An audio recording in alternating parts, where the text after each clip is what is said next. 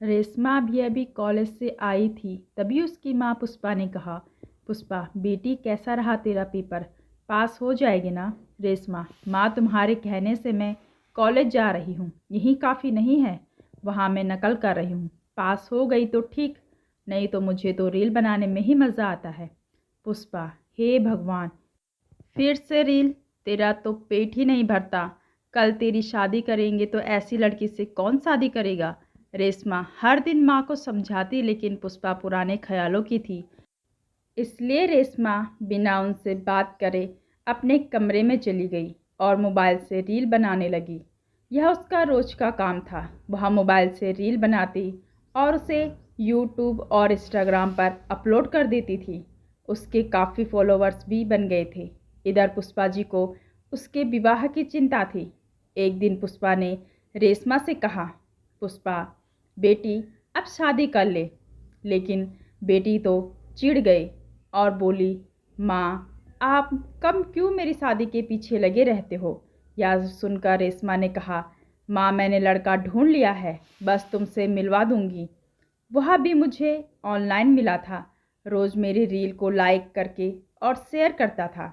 धीरे धीरे हम आपस में बात करने लगे। फिर वह मुझसे मिलने लगा।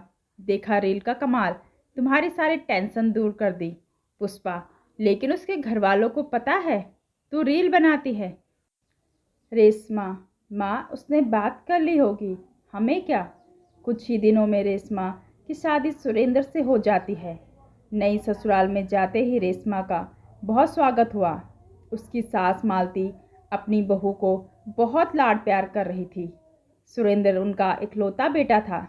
रेशमा अपने घर कमरे में पहुंची। वह फटाफट फ़ोन निकालकर रील बनाने लगी। रील में उसने अपने ससुराल के बारे में बताया। रात हो गई थी, तभी उसकी सास मालती जी उसके पास आई। मालती, बेटी अब तो आराम कर ले, कल सुबह जल्दी उठकर तैयार हो जाना। आस पड़ोस की औरतें मुंह दिखाई करने आएंगी। अगले दिन रेशमा सुबह जल्दी उठकर नहा धोकर तैयार हो जाती है। जब तक पड़ोस की औरतों के आने का समय होने वाला था, उसने छत पर जाकर 2 रील और बनाकर डाल दी। शाम के 4 बज गए, लेकिन उनके घर एक भी औरत नहीं आई। जब मालती जी पड़ोस में गई, मालती, अरे बिमला, तू मेरी बहू की मुंह दिखाई करने नहीं आई? बिमला, मालती, तेरी बहू ने तो पहले ही मुंह दिखाई कर दी। ये देख कितनी रील बनाकर डाल दी है। तुम्हारा पूरा घर का भी उसने घर बैठे ही दर्शन करा दिए। उसने तो पूरा घर भी यहीं बैठा कर दिखा दिया। बड़ी अच्छी रील बनाती है बहू। तू अपने सुरेंद्र के लिए अब तो पूरा मोहल्ला तेरी बहू को रोज देखेगा। मालती जी को बहुत गुस्सा आया। वह जल्दी से घर आई। मालती, क्यों री बहू रे, ये क्या है? पूरे मोहल्ले में हमारी नाक कटवा दी। सुरेंद्र, क्या हुआ माँ? अभी तो रेशमा को आए 1 दिन भी नहीं हुआ है और आप उसे डांटने लगी। मालती, बेटा पहले दिन ही बहू का गुलाम बन गया। पहले से पूछ, इसने रील बनाकर डाल दी। पूरा घर मोहल्ला पहले ही देख चुका है। अब हमारे घर मुंह दिखाई करने कौन आएगा? रेशमा कमरे में यह सब सुन रही थी। वह बाहर आई और बोली, रेशमा, माँ जी मुझे तो रोज़ 2 रील डालनी ही होती है। यह तो मैंने पहले ही इनसे कह दिया था। सुरेंद्र, माँ इसी रील से तो हमारी मुलाकात हुई थी। मालती, देख सुरेंद्र, मुझे गुस्सा मत दिला। तू मेरा इकलौता बेटा है, इसीलिए मैं लव मैरिज के लिए तैयार हो गई।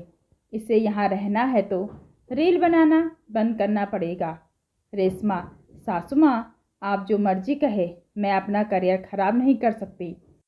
सुरेंद्र, अरे रेशमा तू चुप हो जा, मैं माँ से बात करता हूँ, तू अंदर जा।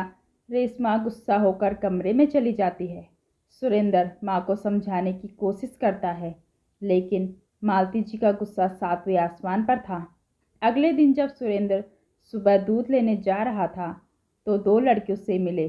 पहला लड़का, भाभी की रील अभी तक नहीं आई, हम तो इंतज़ार कर रहे हैं। दूसरा लड़का, भाई अब तो घर में नौकर लगा ले, कब तक दूध लाता रहेगा? भाभी तो लाखों रुपए कमा रही होगी। सुरेंद्र को बहुत गुस्सा आया। वह गुस्से में घर आ गया और उसने दूध का बर्तन फेंक दिया। रेशमा आवाज़ सुनकर बाहर आई तो सुरेंद्र ने उससे सारी बात बता दी।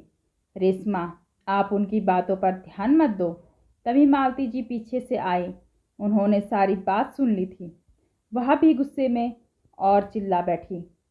मालती, हाँ बेटा, तू तो बस अपनी पत्नी की सुन। आज मंदिर गई थी, वहाँ भी सब रेशमा की ही चर्चा कर रहे थे। हमें तो अब मोहल्ला छोड़ना ही पड़ेगा। रेशमा, माँ जी, आपको कहीं जाने की ज़रूरत नहीं है। आप चिंता मत कीजिए, मैं सब संभाल लूँगी। मुझे कुछ दिन का समय दे दीजिए। अगले दिन से रेशमा घर का सारा काम करके रील बनाती। साथ ही वह कुछ देर के लिए बाहर चली जाती थी रील बनाने के लिए। मालती जी घर में बैठी थी। उन्होंने अब बाहर निकलना ही बंद कर दिया था। एक दिन कुछ औरतें उनके घर आ गईं। उनमें बिमला भी थी। बिमला, बहन, हमें माफ़ कर दे। हमने तेरी बहू को बहुत गलत समझा, उसका मजाक उड़ाया, लेकिन आज उसकी वजह से हमारा पूरा एरिया बहुत साफ़ हो गया है। साफ पानी आने लगा है। और तो और सारे गुंडों को पुलिस पकड़ कर ले गई। मालती, बहू ओ बहू, इधर आ। ये सब क्या कर दिया तूने? रेशमा, माँ जी, मैं जब घर से बाहर रील बनाने के लिए जाती थी तो अपनी रील में यहाँ इस एरिया की समस्या को भी बताती थी, जैसे सफाई, गंदा पानी, गुंडागर्दी, इन सब पर रील बनाकर पोस्ट कर देती थी। बिमला, बहू, हम सब ने मन बना लिया है। अब तो इलेक्शन में तुझे ही टिकट दिलवाएंगे और वोट भी तुझे ही देंगे। मालती, बहू, मुझे माफ़ कर दे, मैंने तुझे गलत समझा। रेशमा, माँ जी, मैं तो आपका गुस्सा ठंडा होने का इंतज़ार कर रही थी। ये देखिए मैं आपके लिए क्या लाई हूँ। रेशमा एक डायमंड नेकलेस अपनी सास को देती है। मालती, बेटा ये क्या है? ये तो बहुत महंगा होगा। रेशमा, हाँ माँ जी, 5 लाख का है। ये पैसे रील बनाकर ही कमाए हैं मैंने। बिमला, बेटी, हमारी बहू को भी रील बनाना सिखा दे। घर का काम तो मैं ही कर लूँगी। यह सब सुनकर सब हंसने लगे।